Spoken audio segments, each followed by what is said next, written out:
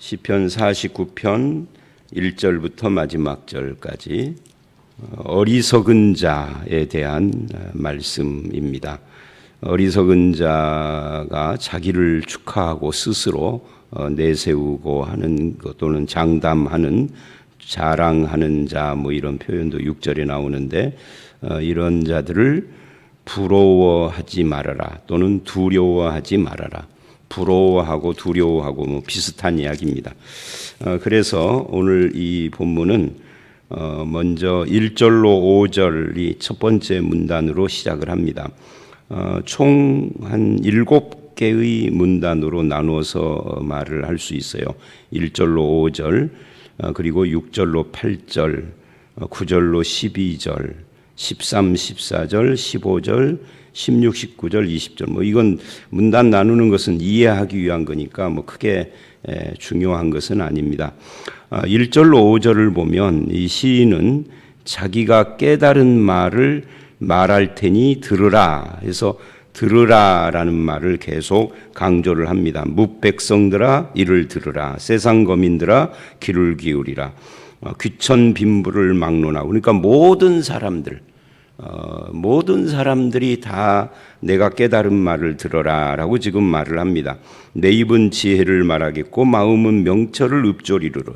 그러니까 지금 시인이 이 고라의 자손이 하는 이 말은 어떤 사람이든지 다 듣고 마음에 새겨야 할 교훈이다라고 지금 선포하고 있는 거예요. 또 내가 4절에 내가 비유에 내 귀를 기울이고, 여기서 이 비유라는 이 말은 격언이라고 해석을 할 수가 있어요. 번역을 그렇게 해도 되고 비유라고 해도 되는데, 수금으로 나의 오묘한 말을 풀리로다. 그러니까 5절까지는 계속해서 내가 깨달은 것을 지금부터 말할 테니 들으라는 것을 계속 강조하고, 그만큼 인생살이의 중요한 문제다라고 고라의 자손 시인은 지금 그렇게 느끼고 그렇게 생각을 하고 있는 거죠. 5절을 보면 죄악이 나를 따라다니며 나를 에워싸는 환난의 날을 내가 어찌 두려워하랴. 이 말씀은 좀 특이한데요. 이 말씀은 16절하고도 연결이 됩니다. 16절을 보면 뭐라고 하느냐면, 사람이 치부하여 그 집이 영광이 더할 때 너는 두려워하지 말지어다 라고 하는 이것과 내가 어찌 두려워하랴 라고 하는 말이 서로 맞닿아 있어요. 두려워한다 하는 것은 부러워한다 하는 것과 같은 의미로 쓰여졌다는 거 아까 금방 말씀드렸죠. 그러니까 이 두려움 또는 부러움 이런 것들에 대해서 지금 경고하는, 우리가 진정으로 두려워할 것이 뭐냐, 무엇을 두려워하고 부러워해야 하느냐, 사람들이 부유하게 사는 거, 어떤 세상적인 자랑스러운 어떤 힘을 가지고 있거나 지위에 있거나 이런 것들을 두려워해야 하느냐, 그것을 부러워해야 하느냐, 그런 것을 두려워할 것이 아니다. 또는 이 환난의 날, 이런 것을 우리 믿는 사람은 환난의 날, 죄악이 나를 따라 에워싸고 하는 이런 날들도 두려움의 대상이 아니다. 우리가 두려워할 것은 오직 딱 하나죠. 하나님. 그리고 우리가 염려해야 하는 것은 그 하나님 앞에 구원받은 자로 서지 못할 것에 대한 염려 말고는 없는 것이죠. 그래서 이 세상에 부러워할 것도 두려워할 것도 우리에게는 없다. 이 죄악이 다스리고 있는 이런 세상이 나에게 환난을 준다 해도 그건 두려움이 아니다라고 지금 이야기를 합니다. 그러니 이제부터 내가 이런 것을 근거로 해서 너희에게 정말 중요하게 할 말이 있다라고 지금 선언을 한 거예요. 그 중요하게 시인이 온 세상 사람들은 다 들어라 라고 계속 강조를 한 그것이 뭐냐, 이제 6절서부터 그걸 푸는 거죠. 6절로 8절을 보면 이런 말을 해요. 자기의 재물을 의지하고 자기의 부유함을 자랑하는 자. 사실 여기서 부 자체, 부나 재물 자체가 문제가 되는 것은 아닙니다. 뭐가 문제가 되느냐면 그것을 의지하고 자랑한다가 문제가 되는 거예요. 우리가 의지해야 하고 영광을 돌리고 기뻐해야 하는 대상은 하나님인데 그렇지 않고 하나님 자리에 부와 재물을 얹어놓고 그거를 의지하고 자랑한다. 그것을 지금 짚고 있는 겁니다. 이거는 신약에서도 마찬가지죠. 재물을 신으로 삼는 자를 말하는 것이에요. 그런 자는 그래요. 6절에 그러나 그런 자는 그 재물로서 아무것도 못한다. 특히 가장 중요한 재물을 가지고 백화점에서 뭐를 사고 무슨 차를 굴리고 좋은 집에 거주하고 맛난 것을 먹고 그런 것은 할 수 있죠. 그러나 더 중요한 구원을 얻을 수는 없다.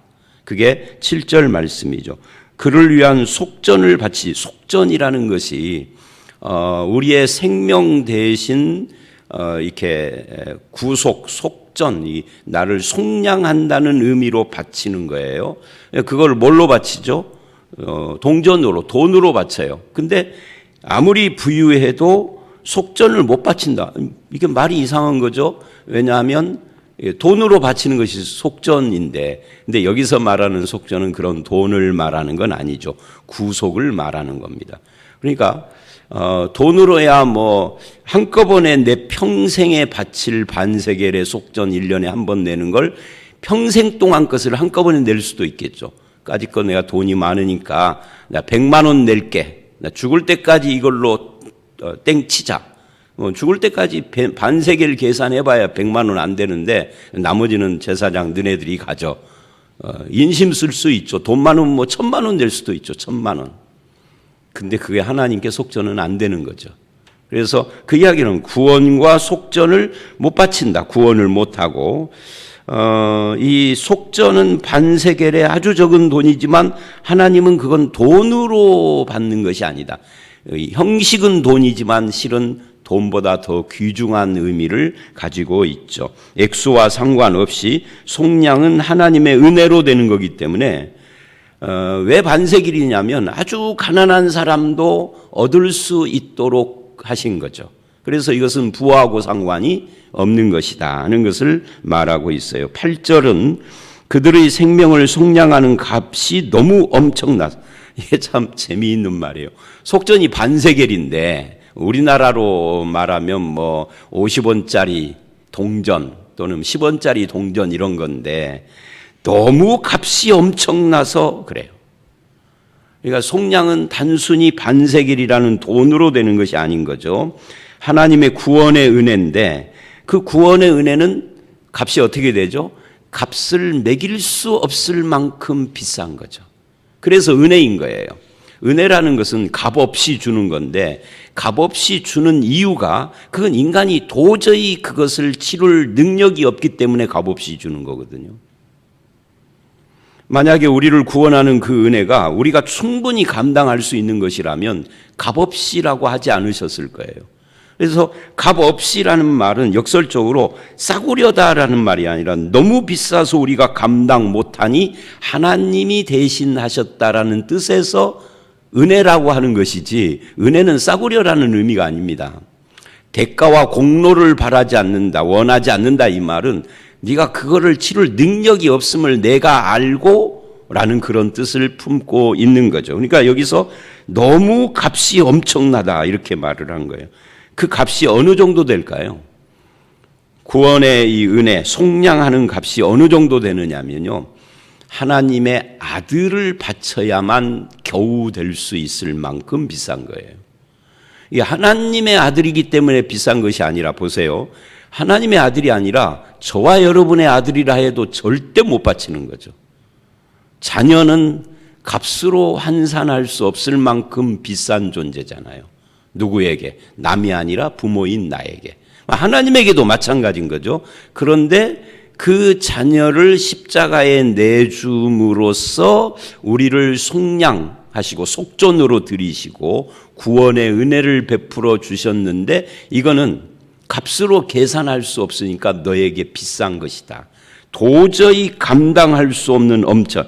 여러분, 이게요, 지금 신약에서 하는 말이 아니라 구약에서 이렇게 말을 하고 있다는 것이 이게 놀라운 겁니다. 신약에서라면 이런 표현이 그렇게 특별하지 않아요. 당연한 이야기니까. 근데 구약에서 이런 표현을 하고 있는, 구약은 그 동물로 제사를 여전히 드리고 있고 반세겔 속전을 여전히 하고 있는 상황인데 이렇게 표현했다는 것은 그런 제사 행위나 속전이나 이런 것들이 갖고 있는 원뜻을 이 시인이 아주 잘 파악을 하고 있다는 의미이죠.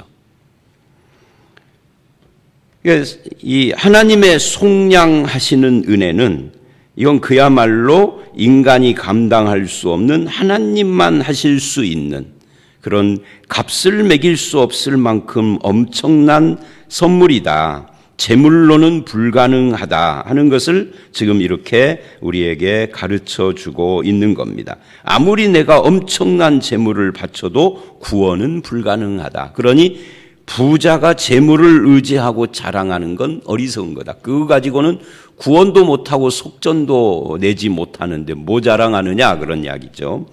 9절로 12절, 그런데도 어리석은 자들은 이 땅에서 영원히 자기가 갖고 있는 재물을 가지고 누리면서 살 것처럼 착각한다 하는 것을 지적을 하는 말씀이에요. 그러나 그는 지혜 있는 자도 죽고 어리석고 무지한 자도 함께 망하며, 이 망한다 하는 말은 죽는다 하는 거고 연결되는 겁니다. 그들의 재물은 남에게 남겨두고 떠나는 것을 보게 되리로다. 여기서 남이라는 말은 이게 자기 자식을 포함한 겁니다. 내가 가지고 있는 것을 내 자식에게 물려줘도 그 자식은 내가 아니라 남이잖아요. 결국은 내 것이 아닌 거죠. 아무리 자녀에게 물려줘도. 그런데 어리석은 자는 그것을 영원한 것처럼 착각을 한다. 이게 사실은 그 사람들의 뭐예요? 속생각을 이야기를 하는 겁니다. 그래서 11절, 그러나 그들의 속생각에 그래요. 사람들의 속마음이 그렇다 하는 거죠.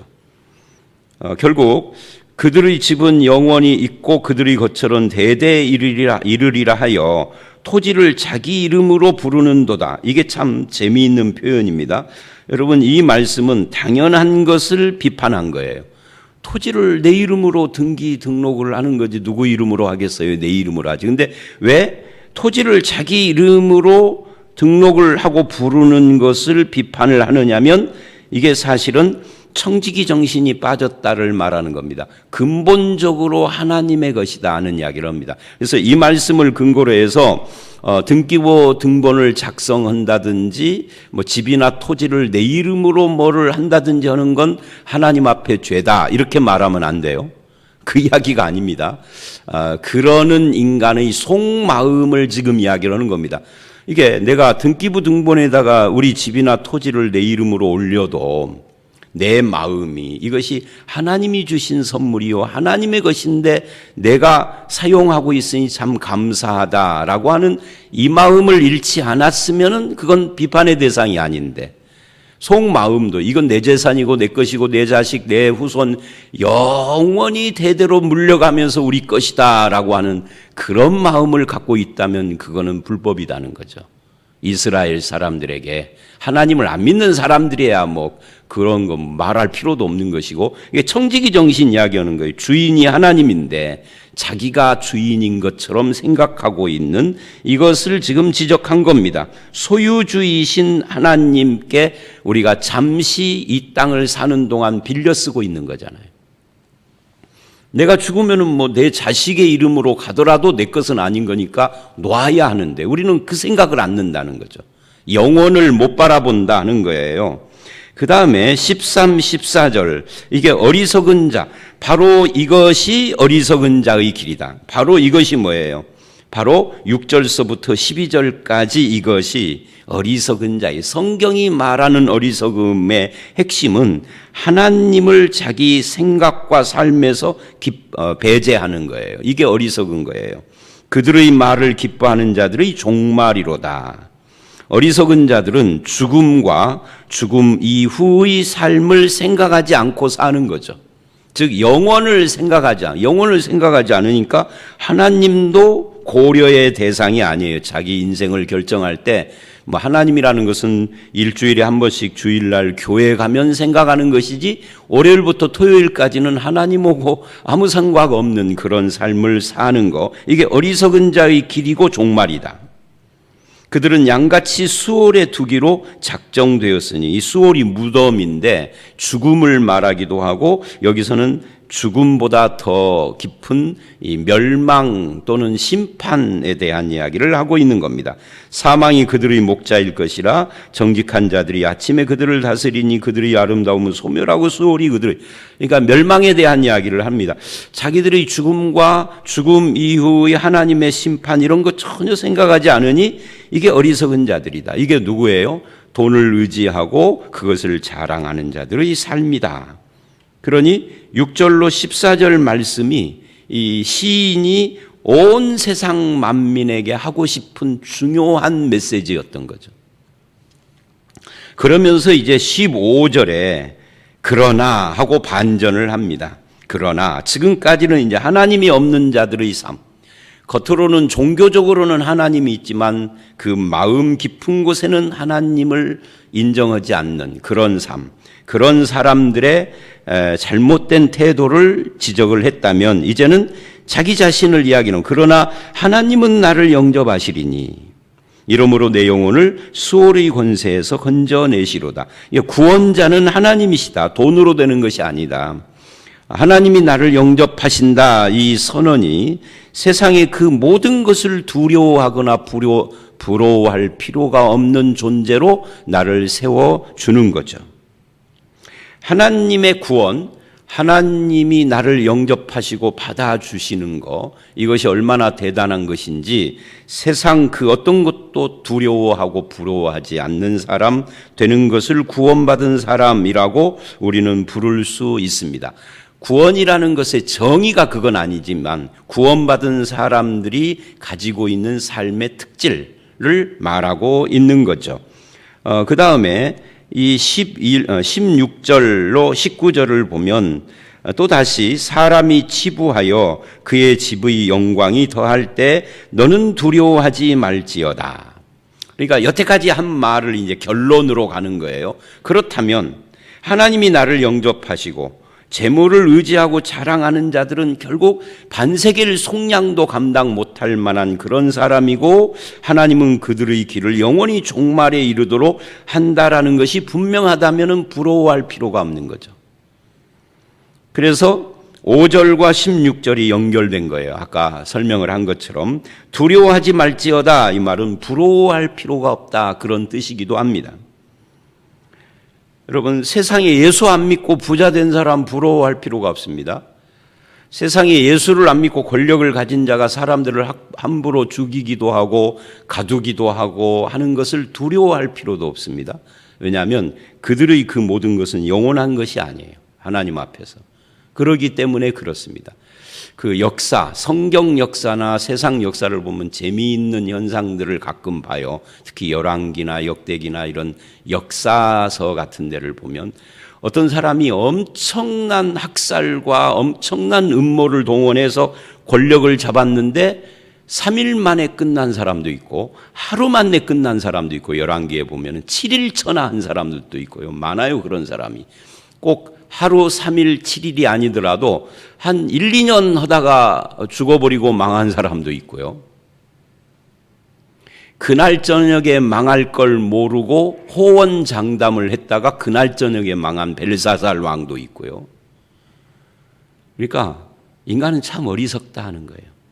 자랑하고 의지해야 할 것이 뭔지를 모른다. 그래서 그런 자들을 두려워할 필요도 부러워할 필요도 없다라고 말을 하는데, 이게 쉬운 것은 아니에요. 두려워할 필요가 없지만 인간은 저절로 두려워지고 저절로 부러워지기는 하죠. 그런데 정신 차리고 보면은 두려워하거나 부러워할 필요가 없다. 정신 깜빡했을 때는 두렵기도 하고 부럽기도 하죠. 아니, 소나타 타고 다니는 내가 뭐 롤스로이스나 링컨이나 이런 거 타고 다니는 사람 뭐 부럽죠. 그런데 잘 생각해 보면 부러울 것이 없다, 그런 이야기예요. 우리가 정신 차리고 살면. 17절, 그가 죽음에 가져가는 것이 없고 그의 영광이 그를 따라 내려가지 못할 것이라. 이 영광, 이 권력이라든지 지위라든지 이런 것들, 업적 이런 거, 학자 같으면은 뭐 업적 이게 되겠죠. 이런 거 사람이 죽을 때 가져가지 못한다. 우리가 유명한 사람 죽을 때 보면은 뭐 이렇게 엄청난 거 꾸며놓고 그 앞에서 그 사람의 일생에 대해서 쭉 이렇게 하잖아요. 이번에 우리 교회 장례가 났는데 가서 예배하고 식사를 하는데 앞에 박감열 목사님, 식사할 때 그랬나 갔다 와서 그랬나 하여튼 이런 말을 하더라고. 이 목사님 장례식 하는 것이 좋대요. 저는 자기는 왜 좋냐 하면은 뭐 다른 것이 아니라 간단 심플해서 저는 예배 시간에 주일날 예배 시간에 설교가 길어서 그렇지 나머지 예식은 간단하게 하고자 하는 주의입니다. 예배 시간에 설교는 왜 기냐? 왜 기냐면은 이런 생각 때문에 긴 거예요. 저는 평생 그 생각을 못 버리고 있는데 내가 이 교회에서 성경을 66권을 강해를 할 텐데 오늘 강해를 하면은 다시는 은퇴할 때까지 이 본문 반복 못 할 텐데 그래서 긴 거예요. 다음에 또 할 생각이라면은 뭐 다 가지 다 떼고 그 중에 하나만 딱 잡고 원포인트 설교하면 그러면 20분이면 가능해요. 근데 다시는 안 할 것이니까. 그러면 성도들은 나하고는 이걸로 듣고 끝날 것이니까. 뭐 내 뒤에 또 다른 분이 오셔서 하는 것은 그건 그거이고 어쩌면 이 가운데 앉아 있는 분 이 본문 여기서 듣고 죽기 전에 다시 못 들을 수도 있죠. 그러니까 본문을 가능하면 자세히 설명하고 자세히 적용하고 싶은 욕심이 있는 거예요. 제 욕심이겠죠. 뭐 하나님께서는 뭐 다 하시겠지만 그래서 그러는 거예요. 근데 예식 때는 그럴 필요는 없으니까 간단 심플하게 말을 합니다. 제가 지금 뭔 말하려고 이 장례식 이야기를 하느냐면 그런데 그 장례식을 이렇게 가만히 보면은 그 사람에 대한 칭송으로 쫙 꾸미는 경우가 있어요. 특히 목사의 죽음이라든지 조금 유명한 사람의 죽음이라든지 또는 사회적으로 저명한 인사의 죽음을 보면은 장례식이 화려하고 시끌벅적하고 정말 그래요. 그래서 그가 뭐 어디서 태어나서 뭐를 하고 무슨 학업을 쌓고 무슨 업적을 어떤 치적을 쌓았는지 그거 하나님 앞에서 아무 필요 없어요.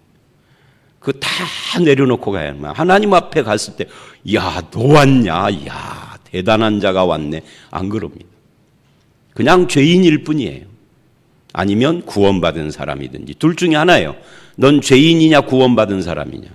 죄인이면은 엄청난 학업을 쌓고 뭐 인류의 발전에 뭐 인류 역사상 가장 중요한 발명을 한 과학자라도 지옥으로 가는 거예요. 그 이야기입니다. 아무것도 갖고 가지 못한다. 그가 비록 생시에 자기를 축하하며, 이 참 재미있는 말이죠. 자기를 축하하며 이 말은 6절에 부유함을 자랑하는 이것과 또 연결이 됩니다. 자기를 축하한다는, 자기를 자랑, 스스로 좋게 함으로 사람들에게 칭찬을 받고 자기가 자기를 축하하고 사람들이 나를 칭찬하는 엄청난 인생을 살았어도 그거 하나님 앞에서는 아무것도 아니다. 하나님 앞에 못 가져가. 그들은 그들의 역대 조상들에게로 돌아가리니 영원히 빛을 보지. 그것이 빛나지 않는다. 하나님 앞에서 가치 없다라는 이야기를 합니다. 자기가 자기를 축하하는 것은 그렇다 쳐도 남들이 나를 칭찬하는 것도 이거는 객관적이잖아요. 근데 그것도 하나님 앞에서는 빛나지 않는다는 거예요. 그것도 쓰잘데기 없는 거다. 하나님 앞에서는 오직 구원하는 은혜가 아니면은 아무것도 소용이 없는 겁니다. 이 구원하는 은혜가 있을 때 그 다음으로 내가 이 세상에서 했던 모든 그런 선한 것들이 정화되어져서 하나님 나라에 들어가는 거죠. 근데 그것이 아니라면은 다 쓸모없는 것이다. 존귀하나 깨닫지 못하는 사람은 멸망한 짐승 같도다 하고 결론을 내렸어요. 이 존귀하다 이 말은 세상에서라는 말을 생략한 거죠.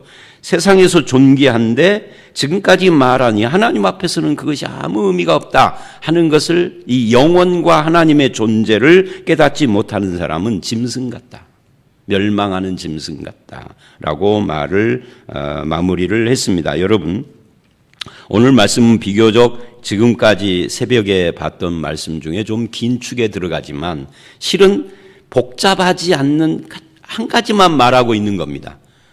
그게 뭐예요?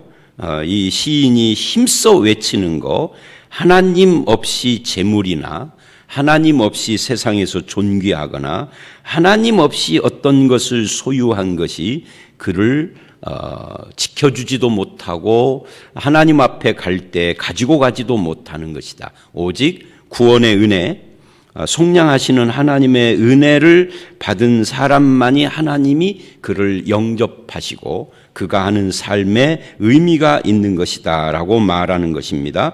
이렇다면 우리는 깨달은 사람인가? 하나님의 은혜를 받은 사람인가? 하나님의 구원하는 은혜의 귀함을 얼마나 깨닫고 감사하는 그런 삶을 살고 있는가에 대해서 스스로 묻고, 아멘, 하나님, 나는 구원하시는 하나님과 그 은혜를 가장 귀하게 생각을 합니다. 세상에서 존귀하고 하지 않고 이것 때문에 부러워하고 두려워하고 자랑하고 스스로 축하하고 사람들의 칭찬 때문에 우쭐하고 이런 것에서 해방되도록 하나님 나를 인도하여 주시옵소서 하고 주님 앞에 자기를 이렇게 되돌아보는, 그리고 신앙을 결단하는 그런 저와 여러분들이 되시기를 주의 이름으로 축원합니다. 함께 기도하겠습니다.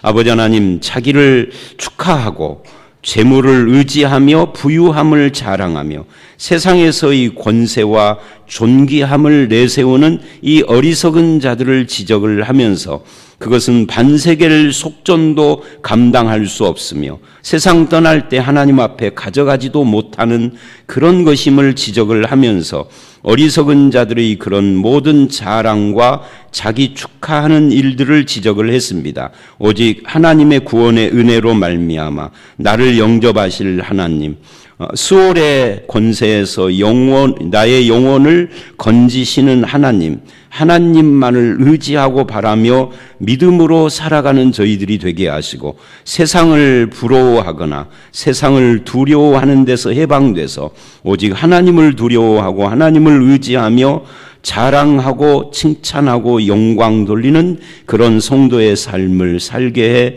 주시옵소서. 하나님을 의지하는 모든 이들의 삶에 함께 하시사 응답하시고 치유하시고 공급하시고 이끌어 주시고 인도하여 주실 줄 믿사옵고 예수님 이름으로 기도드려 싸움나이다. 아멘.